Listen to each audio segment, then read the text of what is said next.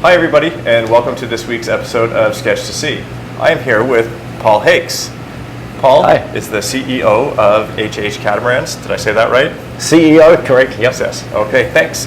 Stay tuned for a really exciting episode. Can't wait to share this knowledge with you.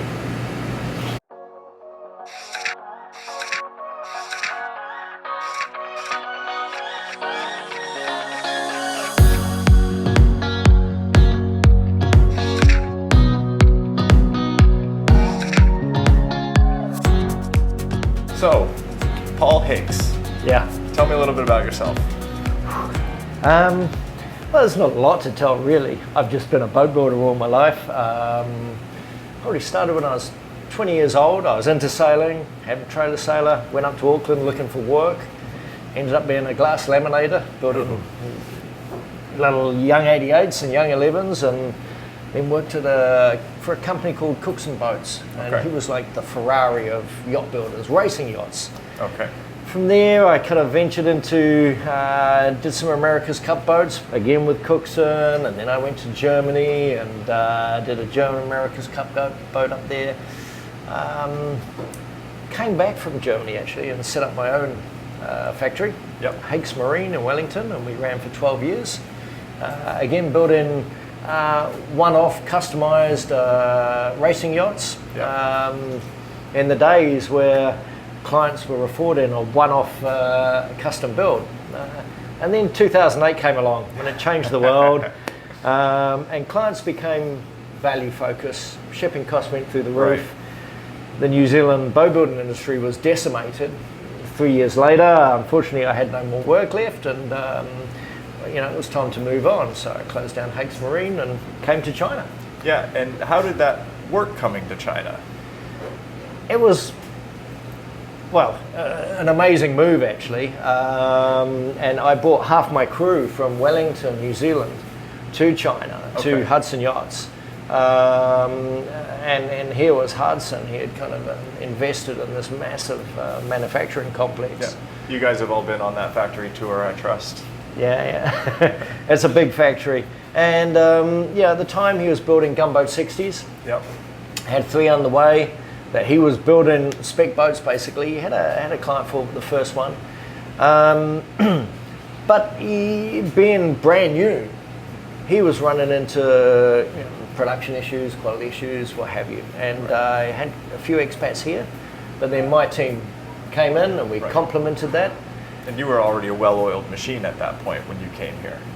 Well-oiled machine? Well, yeah, I knew what I was doing. Yes, that's what I mean. But I had only ever, it was from New Zealand. I mean, New Zealand is small time.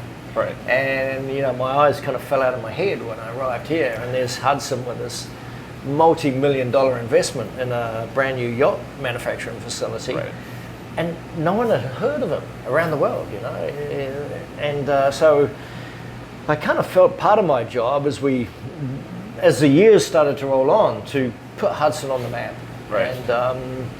And we did that, and we created a little race boat actually, because Hudson said to me one day, "Hey, what do you want to do? Let's develop a boat." I was like, "What do you want? What do you mean? What do I want to do? What does that market want?" He goes, No, you choose a boat." So we developed a little race boat called the HH42. Okay. And it gave me the opportunity to introduce carbon pre-preg technology to the yard. Right. Also race boat technology in general to the yard. But also it was like, Hudson, this little HH42, it's never going to be the bread and butter of this boat yard. Right. But it will put us on the front cover of yachting magazines.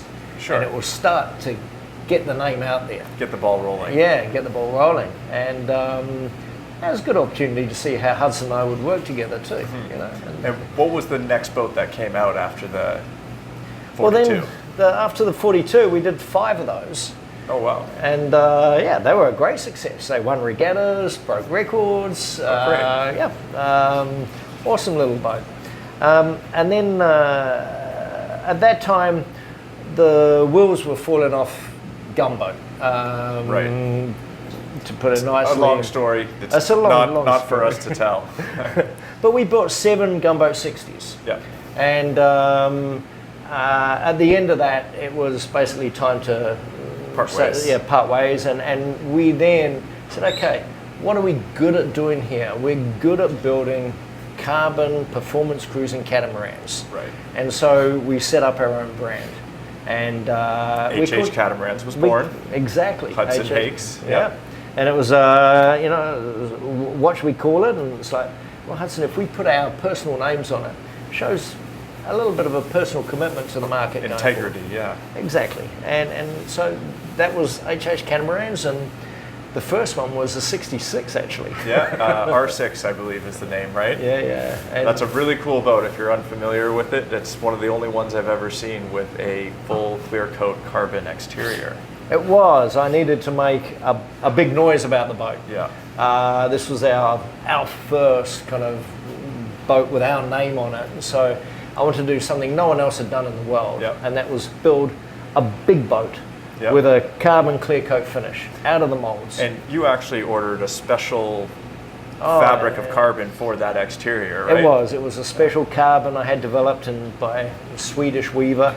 At the same time, I was doing lots of experimentation on coming up with a clear coat system that would withstand the heat of the Shaman sun or the let alone a black boat. And day in, day out, night in, night out, and 5 years, 6 years later, that boat's still in good shape. Yeah, it is. The crew have looked after it. I'll commend them for that. Right. But she's still looking wonderful, and it's done like 7 transatlantics. Yep. 30 odd regattas, won as much trophies, and she's a great boat. It is a brilliant boat, and if you haven't looked at it, check it out. It's on the HH Catamarans website. They've got lots of information on it. Yeah. Has there been a favorite boat that you've built to date? Over the years, I've 38 years doing this now, and every boat's a favourite. Okay, fair enough. Every boat's a favourite. Right now, this boat's a favourite, but also the little 44 in the test pond. They're cool for very different reasons. Exactly. With this one, I think you hold a little personally close to your heart because you originally drew up a 77 or an 88 foot, 15, 20 years ago? Well, I always wanted to do a bigger boat. Yeah. A higher performance catamaran, and of course it started when I was at Cook's. One of my last jobs there was I was the construction manager and lead in hand of a boat called PlayStation, right? Which was ended up being 125 foot. Started off a catamaran. It's a catamaran. Okay. Yeah, big maxi cat. Designed by Morelli Melbourne. Right. Started off at 105 foot, and they did a transatlantic and just about pitch poled it. So.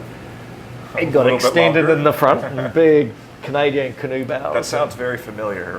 We haven't done a transatlantic, but our boat got a little bit bigger too. It did. It started at 77, and the owner wanted so much stuff in it. We're like, let's grow it. We don't have a choice here.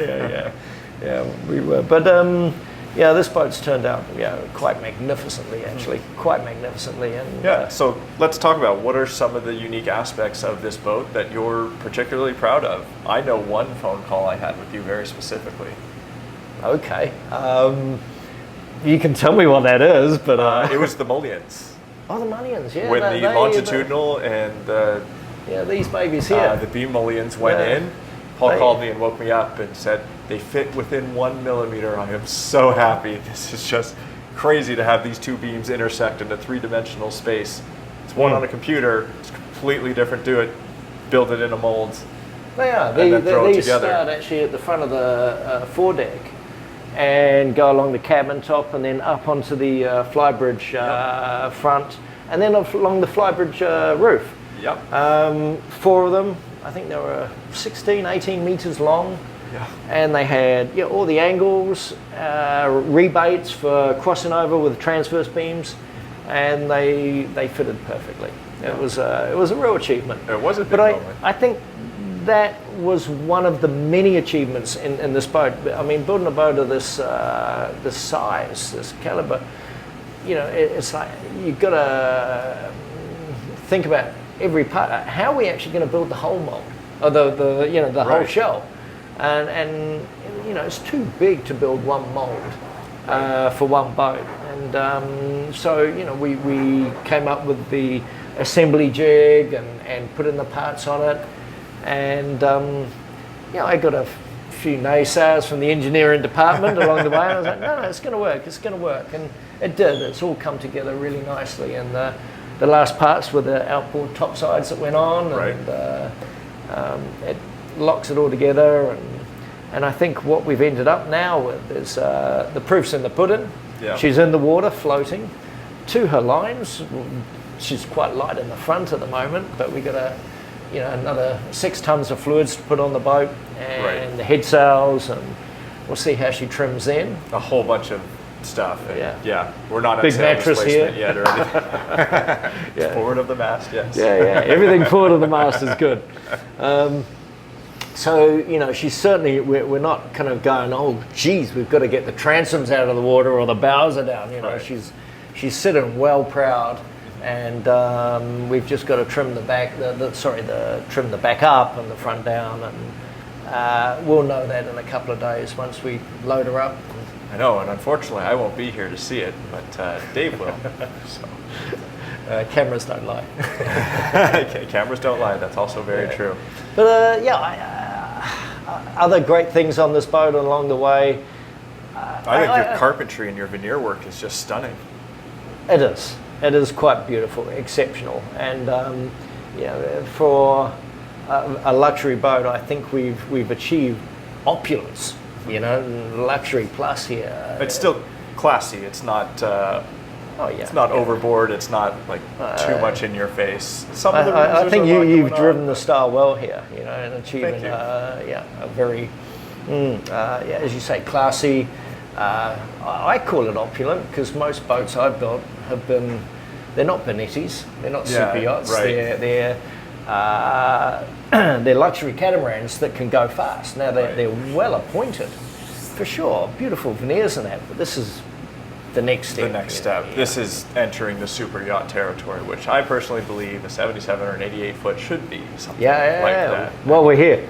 Yes. We're here, and I think we're every part of a super yacht. I mean, I've been at boat shows, I've seen the super yachts, and we've achieved that finish, I think. Yeah, the level of detail has just been bar none across it, and it's really too bad because you guys are also incredibly capable at carbon work, and I don't just mean like carbon structural work, but I mean clear carbon work. Yeah, like show carbon work and stuff like that, and we unfortunately had to cover it all up. You get that. We got a few spots on the boat that show and accentuate that the boat is a carbon boat, and she'll be stiff and she'll sail well, and that's the next thing we're all looking forward to. Putting the sails up and just, how does it feel? How does it go? How does it feel? Yes. Yeah. I really hope I'm back for when that happens because I'm dying to know how this boat actually moves around in the water. I kind of going back through, you talked about my history. I don't think I've ever built a boat that didn't work well. It's never ever been a concern of mine. I'm just curious to know because I've never been on a boat like this before either. No, me neither. Frankly, one doesn't exist until this one came about, right? Yeah, she's a world first, that's for sure. Yeah. A boat of this size. I mean, she's sitting here now in lightship's kind of condition, probably displacing just over 50 tons. So, still got a little bit more to go. Yeah, but it's got the full chef's galley, and I think the one thing I must say I'm proud of, Sean, is you've been a very particular client in exactly all the details you've wanted, and I like to think we've actually risen to the challenge. You have, and met all your little, little quibbles and curveballs, and and we've executed everything you've wanted, well. There's two ways to say that, because what some people don't know is Paul also was an owner's rep at some point, and he actually wrote the spec for this boat. And now, as CEO of the company, he's building what he originally wrote. I did. I created a rod for my own back. I took a sabbatical and bought myself a yard, and I wanted to go big boat sailing, and did some cruising. And as I say, it was a couple of years sabbatical. During that time, you employed me, Sean, to be your owner's rep because you were in contract negotiations with Hudson. Correct. And so I helped you write the spec, and what was started off as a bit of a woeful spec, I turned in quite a detailed specification. Yep. And then I ended up having to live by that and build the boat to that spec. So, yeah, I think you got the best of both worlds there. I agree. I think we both did, actually, because I never once had to worry about this boat all throughout construction, because you were here, not as my project rep, but as the builder. Yeah, as the builder. Yeah. And I was thrilled either way. Oh. But thank you. Yeah, well, the detail work that you mentioned earlier, like I remember the mock-ups that you've made of the different cabinets and stuff like that, just to make sure we got the veneers right. I mean, the spacing of the veneers, where the cabinet pulls were. Like, I was involved in all of that process of this boat. So yes, you absolutely did rise to the challenge, and you very successfully completed it just looking around. This boat's incredible. So next, I think we can enjoy this boat. We'll go for a sail, put the anchor down, get the jacuzzi full, yes, and have a beer in the jacuzzi. That sounds like a great plan. That's great. All right. Do you have any questions for me? Yeah, one question or a couple of questions. Firstly, quite a relevant question I feel is, what actually turned you to Hudson Yachts and China and HH Catamarans to build your boat, and gave you the confidence to go ahead with this, unique build, first of its kind in such a remote country? The remote country didn't have so much to play into that decision. It was the pedigree of the people behind the project is really what it did. And by that time, R6 was out. Flash had just come out when we started our contracting, I believe, like 6605. Yep. So you guys had put out these phenomenal boats. And at that time already, R6 had done transatlantic and was still looking great at boat shows. Because as you're aware, I've never been to a boat show before we signed this contract. Right. So it's walking around and touring around boats was not really my thing. I just looked into the people that were putting them out there and what the owner representatives had to say about them and the experience. And I've never seen a boat like R6 come out before, let alone be conceptualized. And if you guys can put out confidently a clear carbon exterior hull, and the interior R6 was all in-house design, and it was done really well by you guys. And then I was like, okay, well, maybe this is somebody to talk to. And then I reached out. I was put into contact with Gino at M&M. Gino and I went back and forth a fair bit.